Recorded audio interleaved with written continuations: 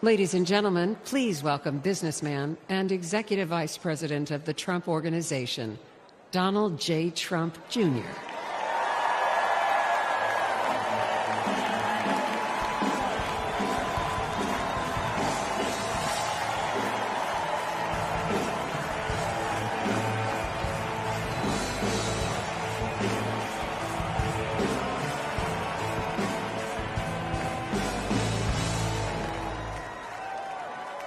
Good evening, America. Before I begin my remarks, I'm going to do something a little uncharacteristic. A Trump is going to give up the microphone. Doesn't happen often. You may never see it again.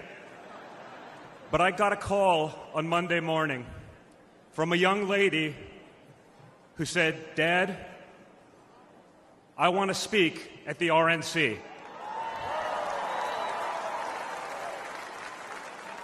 I want to speak at the RNC because I want America to know what my grandpa is actually like.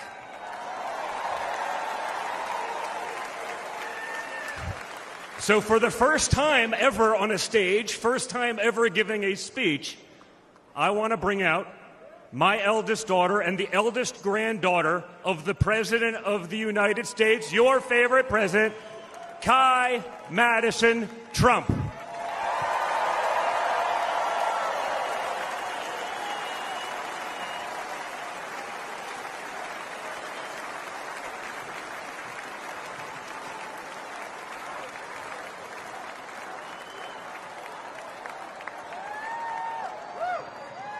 Hi, everyone. My name is Kai Madison Trump. I am the granddaughter of Donald Trump. I'm speaking today to share the side of my grandpa that people don't often see. To me, he's just a normal grandpa. He gives us candy and soda when our parents aren't looking. He always wants to know how we're doing in school. When I made the high honor roll, he printed it out to show his friends how proud he was of me.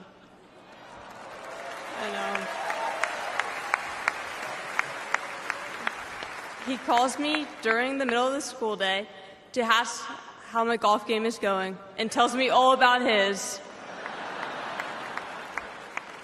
But then I have to remind him that I'm in school and I'll have to call him back later. When we play golf together, if I'm not on his team, he'll try to get inside of my head. I know.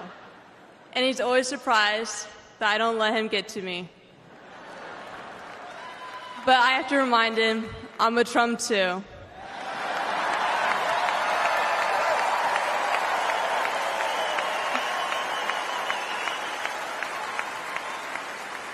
Even when he's going through all these court cases, he always asks me how I'm doing.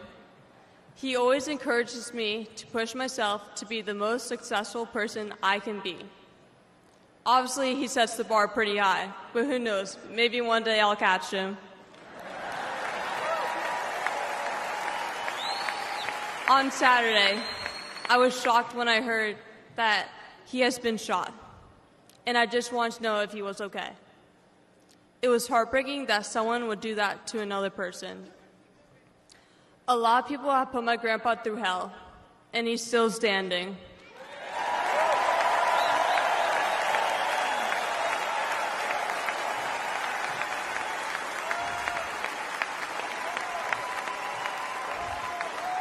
Grandpa, you are such an inspiration, and I love you.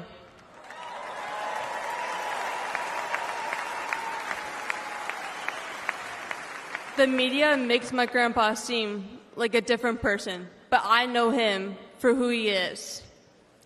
He's very caring and loving. He truly wants the best for this country, and he will fight every single day to make America great again. Thank you very much.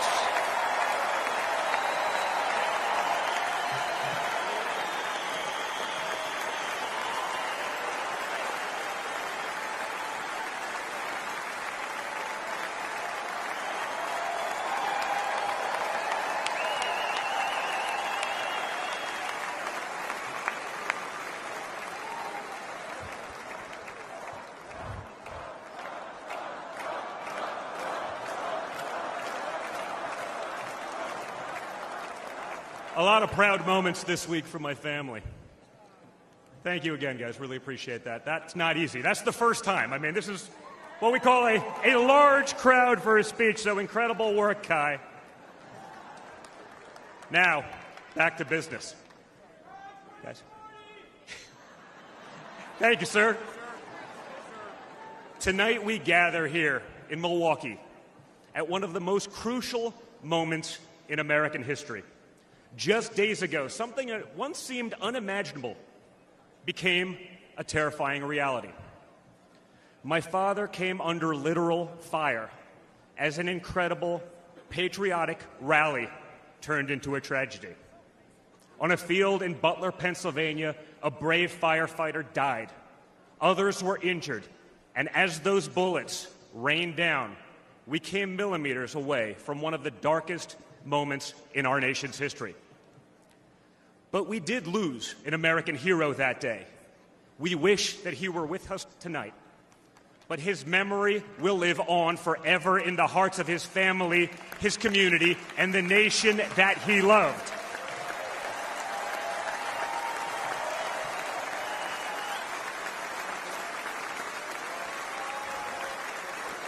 So I would like to take just a moment tonight to express our gratitude for the life and service of American hero Corey Comparator.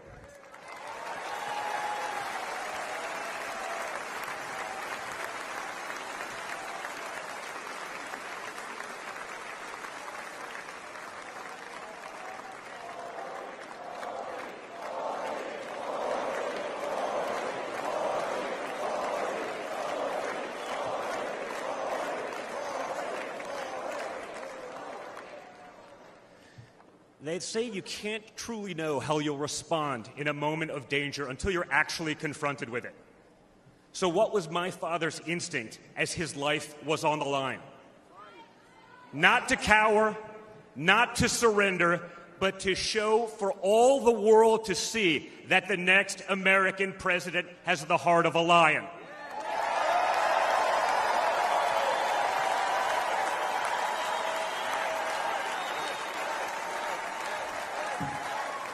That the next American president has the courage to put the American people first once again.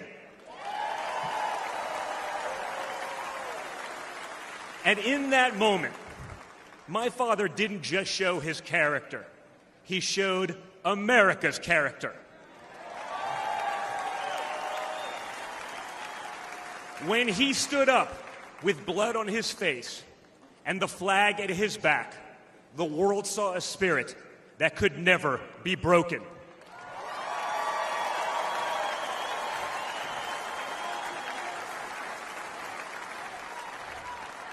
And that is the true spirit of America.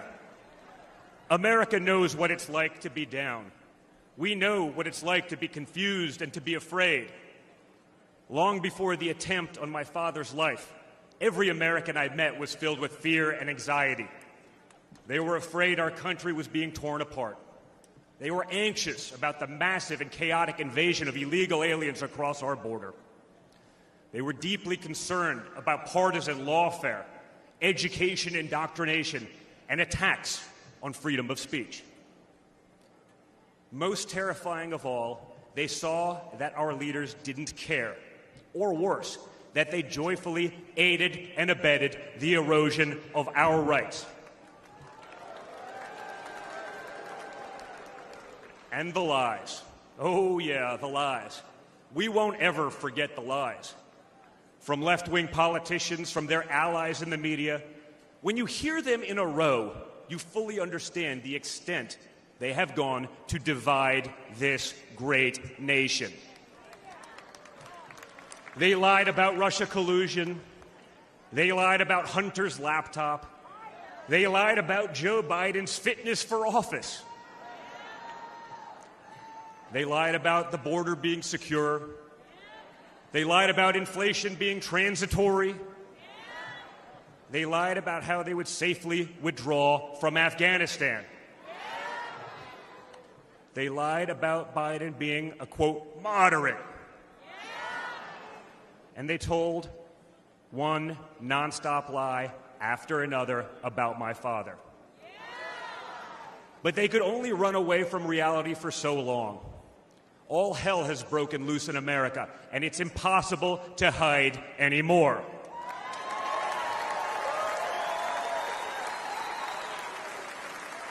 Remember Build Back Better?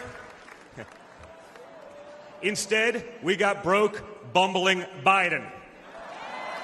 Nothing is built, nothing is back, and nothing is better. Bridges are collapsing, our credibility is crumbling, and our money is worth less and less every single day. It was just one giant bait and switch, and normal Americans are the ones left holding the bag. Housing costs, gasoline prices, grocery bills just keep going up. Wave after wave of illegal aliens, deadly drugs keep pouring across our border. Meanwhile, pro-crime district attorneys have turned our cities into giant crime zones.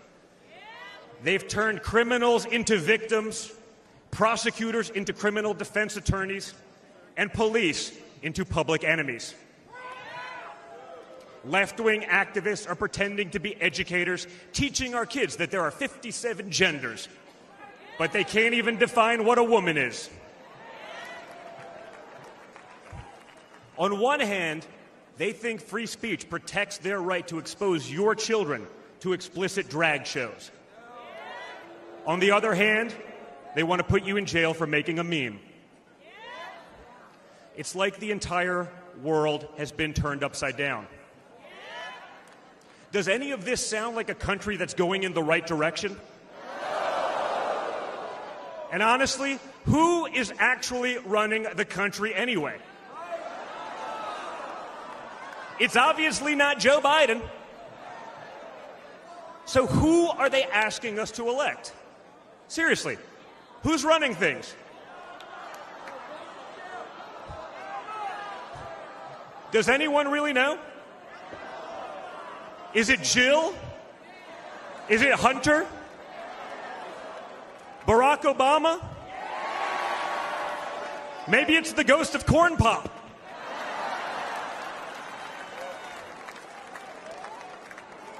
Whoever is running the show, the only thing they are effective at is persecuting my father. They twisted, contorted, and corrupted the criminal code to turn bookkeeping errors into felonies. They concocted new legal theories out of thin air. They imposed gag orders on my father because the last thing a defendant should be able to do is defend himself, right? They punished him for merely speaking the truth. They say they hate Vladimir Putin, but it sure seems like they've spent a lot of time copying his playbook.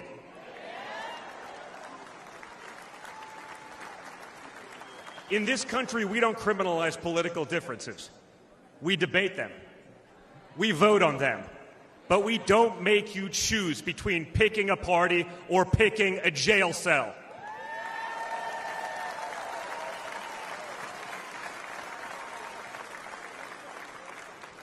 There was a time when the Democrats really wanted what was best for America, even if they had a different way of getting there. It was the party of Franklin Roosevelt, John F. Kennedy, Martin Luther King Jr. You may have disagreed with that party, but at least you could respect it. But this new extreme Democrat Party, they want us to somehow believe that the only way forward is going backwards, where hiring decisions are based solely on race, where justice is only for those with the right opinions, where streets are a luxury only for the elite, where economic opportunity exists only when you know the right people. Right now, the America we all grew up with, the America that we love, feels like an old photograph where you sit down with your children and tell them what life used to be like. You look back at that America and remember a country that was confident and proud, an America that knew who it was and what it stood for. And it could all feel like a distant memory. Somewhere along the way we stumbled, Somewhere along the way, we lost ourselves. But we can't live on nostalgia. Yes, America was great, but our greatest days are yet to come.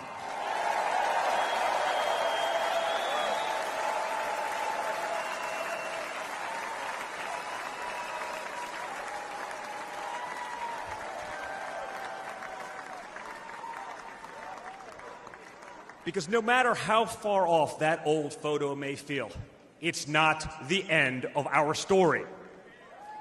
We're like that man who stood on that platform and felt the bullet pierce his flesh just days ago in Pennsylvania. He may have moved to the ground, but he stood back up.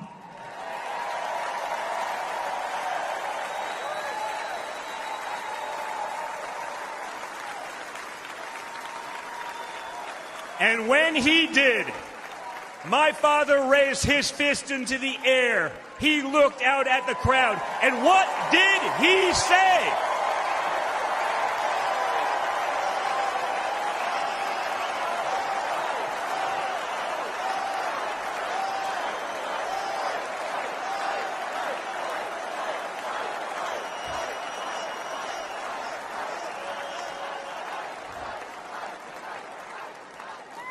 And we will fight.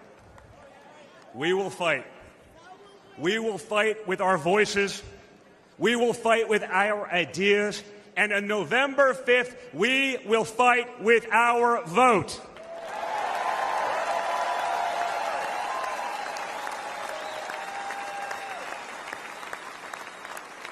I've always been proud of him, but I've never been prouder of my father than I was in that moment. That's when the world found out that there is tough, and then there's Trump tough.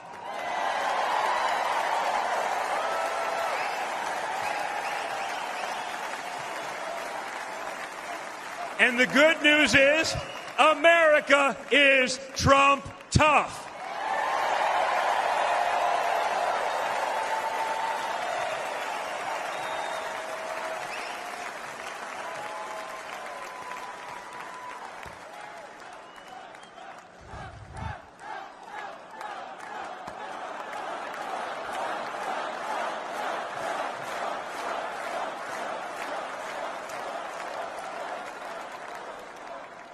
In 1912, more than a century ago, another legendary Republican president came right here to Milwaukee.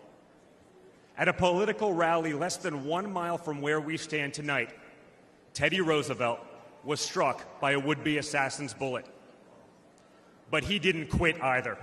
He finished his speech and he kept fighting.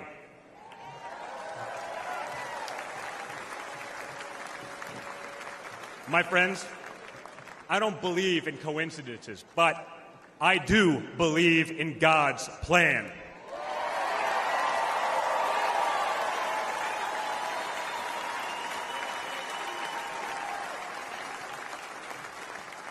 Today, Teddy Roosevelt's man in the arena has a name, and it's Donald J. Trump.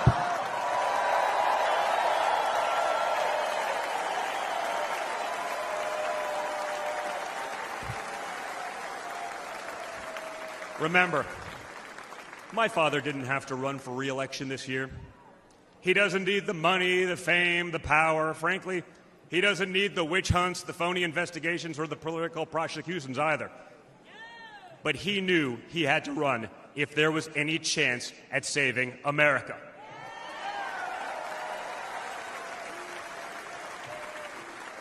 He's not doing it for himself.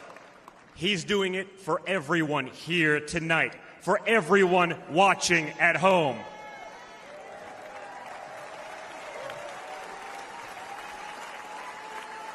No matter who you are, you can be a part of this movement to make America great again. Look at me and my friend J.D. Vance, a kid from Appalachia and a kid from Trump Tower in Manhattan. We grew up worlds apart, yet now we're both fighting side by side to save the country we love. And by the way, J.D. Vance is going to make one hell of a vice president.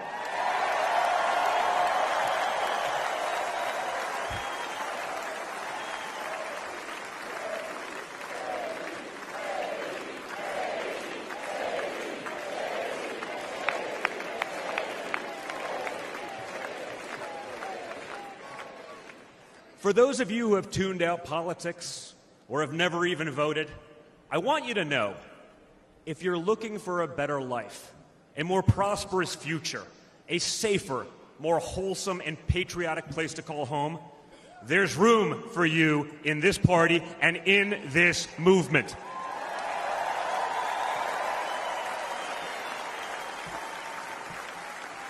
In fact, you're the ones who matter most of all. My father has always said that the people he gets along with best are the people who really work for a living.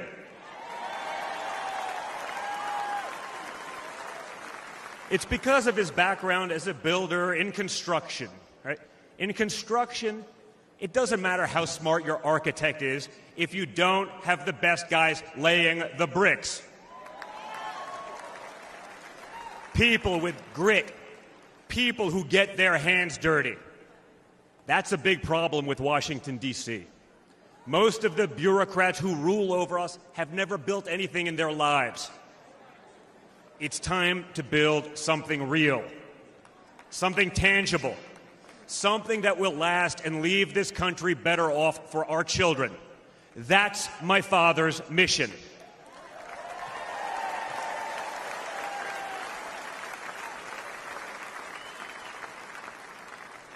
This November, we have a choice. It's a choice between one team that wants to build this country up and another that wants to tear this country down. It's a choice between people who are proud of America and people who are ashamed of America.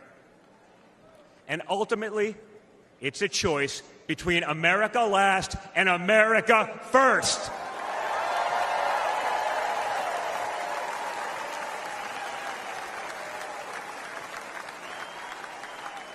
So if you love this country from the bottom of your heart, if you want to bring back common sense, if you want to save the American dream, if you want to stand up and fight for the future of our nation, you must re-elect my father, Donald J. Trump.